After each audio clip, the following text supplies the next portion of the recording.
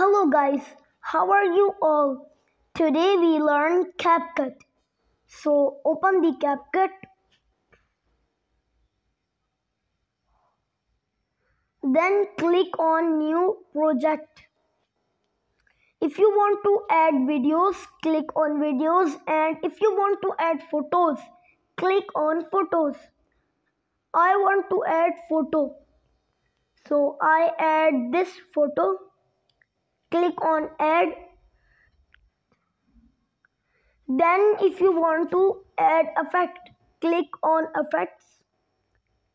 These are three options of effects: video effects, body effects, and photo effects. Click on photo effects. So I add second effect.